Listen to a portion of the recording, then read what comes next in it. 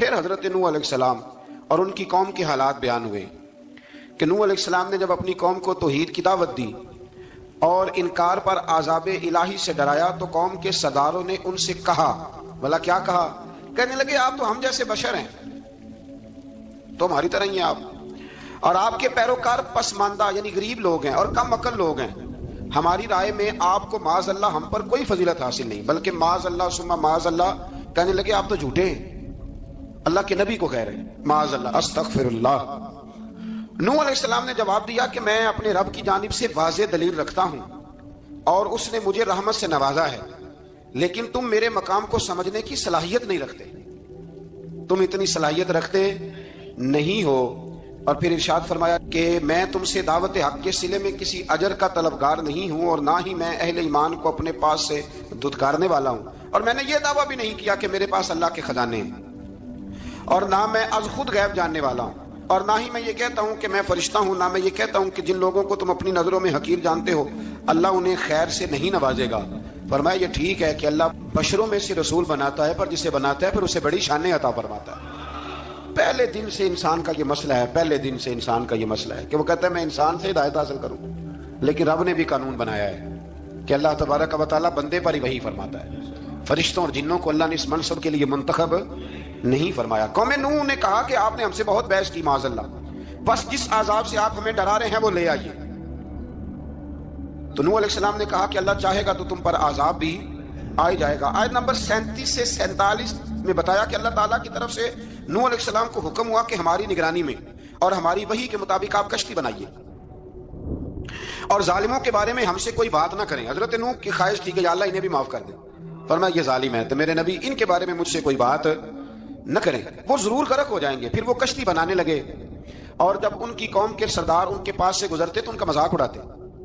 یہ آپ کیا کر رہے ہیں؟ آج بھی وزیر مشیر بڑے بڑے لوگ اللہ ماشاءاللہ دینداروں کا مذاق اڑاتے نہیں؟ اڑاتے ہیں کہ نہیں اڑاتے مذاق؟ یہ کن کا طریقہ ہے؟ یہ تو قرآن مجید کہہ رہا ہے کہ حضرت نوح کی قوم جو کافر تھی ان کا طریقہ ہے اہل ایمان کا مذاق اڑانا۔ تو وہ مذاق اڑانے لگے۔ نوح علیہ السلام نے کہا کہ وہ وقت آنے والا ہے کہ جب تمہارا مذاق اڑایا جائے گا اور تمہیں پتہ چل جائے گا کہ رسوا کن عذاب کس پر آئے گا۔ اللہ تعالیٰ نے فرمایا جب ہمارا حکم عذاب آ پہنچا اور تندور ابلنے لگا، تندور سے آگ نکلا کرتی ہے، پانی نہیں نکلا کرتا، اور نوح علیہ السلام کی قوم پر جب عذاب آیا تو پانی تندور سے نکلا، تندور سے اللہ نے پانی نکالا، جہاں سے پانی نکلا نہیں کرتا، تندور ابلنے لگا۔ اللہ اکبر۔ تو اللہ تبارک و تعالیٰ نے فرمایا تو ہم نے نوح علیہ السلام سے کہا کہ آپ خود اور اپنے گھر والوں کے ساتھ اس کشتی میں سوار ہو جائیں اور اہل ایمان کو بھی سوار کر لیں، اور ہر چیز کے جوڑے یعنی نار اور مادہ کو سوار کر لیں، اور ان کے ساتھ ایمان والے بہت کم تھے۔ حضرت نوح علیہ السلام دعائیں پڑھتے ہوئے سوار ہو گئے۔ پھر کیا ہوا؟ کشتی انہیں پہاڑوں جیسی موجوں میں لے جا رہی تھی کہ نوح علیہ السلام الگ کھڑے ہوئے اپنے بیٹے سے فرمانے لگے یا بیٹے ہمارے ساتھ کشتی میں سوار ہو جا اور کافروں کے ساتھ نہ رہو۔ اس نے یعنی نوح علیہ السلام کے بیٹے نے کہا کہ میں آپ کے ساتھ نہیں بیٹھوں گا، ابھی کوئی پہاڑ آئے گا تو میں پہاڑ کی پناہ لے لوں گا۔ اگر کسی نیک آدمی کا بیٹا کبھی غلط نکلا ہے تو اس کا مطلب یہ نہیں کہ اس نے تربیت ٹھیک نہیں کی، ہاں یہ اعتراض چھوڑ دیں، اس لیے کہ نوح علیہ السلام کا بیٹا کافر ہو گیا۔ اور جب سیلاب نظر آیا تو اس سے کہا کہ آجا سوار ہو جا، تو کہنے لگا میں نہیں بیٹھوں گا، میں تو کسی پہاڑ کی پناہ لے لوں گا اور میں اس کے اندر چھپ جاؤں گا اور وہ پہاڑ مجھے پانی سے بچا لے گا۔ نوح علیہ السلام نے کہا آج اللہ کے حکم کے سوا کوئی بچانے والا نہیں ہے سوائے اس کے جس پر اللہ رحم فرمائے۔ پھر ان دونوں کے درمیان موج حائل ہو گئی، ایسے ایک موج اٹھی اور حضرت نوح کا بیٹا ڈوب گیا۔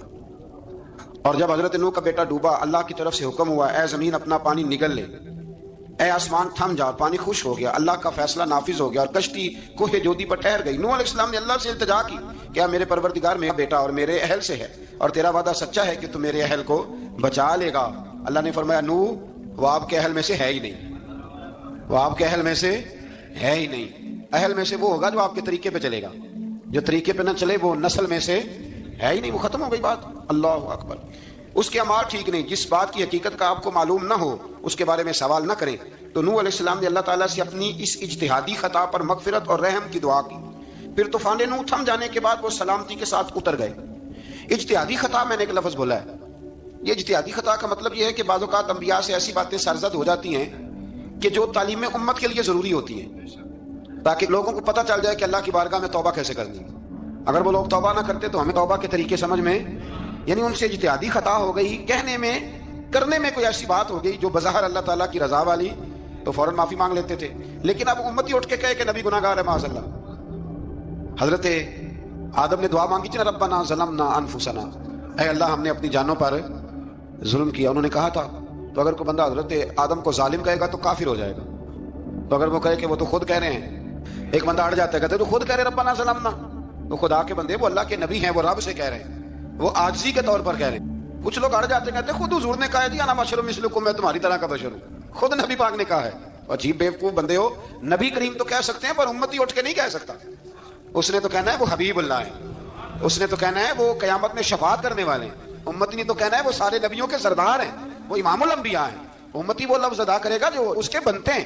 اب کوئی بندہ اٹھ کے کہہ دے دیکھے نا، ایک بہت بڑا عالم تقریر کرتے ہوئے کہے جی میں تو ان پڑھ آدمی ہوں، تو اس کا شاگرد کہے کہ استاد جی قسم اٹھائے آپ نے تقریر میں کہا نہیں میں ان پڑھ ہوں، آپ تو ان پڑھ ہے، تو یہ بات ادب ہے کہ بے ادبی ہے؟ چلیں اس سے آگے چلتے ہیں، یہ بھی ذرا مشکل سے سمجھ میں آئے گی، ایک اور بات جو جلدی سمجھ میں آ جائے گی۔ ایم این اے جب اعلان کرتا ہے، تقریر کرتا ہے، الیکشن لڑتا ہے تو کہتا نہیں میں قوم کا خادم ہوں، کہتے ہیں نا کہ میں قوم کا خادم سے آپ کیا کچھ کراتے ہو، سارے